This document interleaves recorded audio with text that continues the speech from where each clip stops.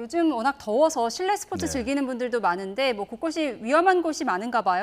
그렇습니다. 조금 전에 영상을 보셨지만 지난 2월이죠. 안성의 한 실내 놀이시설에서 번지 점프를 하던 60대 여성이 8m 바닥으로 떨어져 목숨을 잃는 일이 있었습니다. 천장줄과 몸을 연결하는 카라비너라는 장치가 결착되지 않은 상태에서 추락한 것으로 전해졌는데요.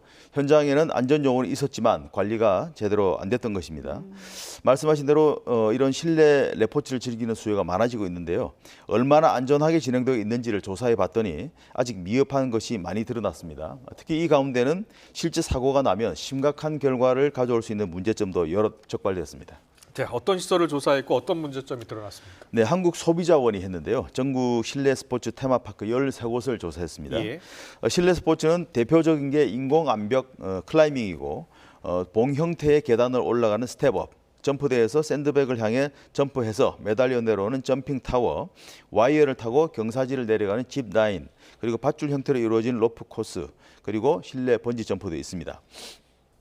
대부분 업체들이 이 가운데 여러 가지를 복수로 취급하는 형태인데요. 예. 일단 가장 기본이라고 할 수 있는 바닥에 충격 흡수 매트가 제대로 안 된 곳이 많았습니다.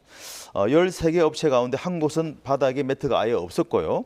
클라이밍 기구를 운영하는 업체 2개, 또 점핑 타워를 운영하는 업체 4곳은 매트가 있기는 한데 네. 매트 폭이 2m 미만으로 작거나 매트 사이에 빈 공간이 있어서 완전히 보호를 해주지 못하는 상황이었습니다. 네, 매트가 제대로 설치되어 있지 않았다는 점이 아예 이해가 되지 않는데요. 또 다른 문제는 어떤 게 발견됐나요?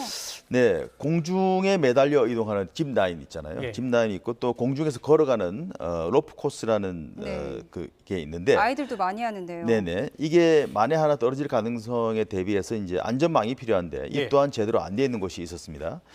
짚 라인을 운영하는 9개 업체 가운데 전 구간에 안전망을 설치한 곳은 4곳뿐이었고 출발과 도착지에만 설치한 곳이 3곳, 아예 설치하지 않은 곳도 2곳이 있었습니다. 로프코스 운영 12개 업체 중에서도 전 구간에 안전망을 설치한 곳은 3곳뿐이었고 나머지는 일부분에만 설치됐거나 아예 없는 것이 없는 것으로 나타났습니다. 이 밖에 안전모는 모든 익스트림 체험에 꼭 필요한 안전도구인데 이걸 제대로 지급하지 않은 업체가 3곳이 나왔고요.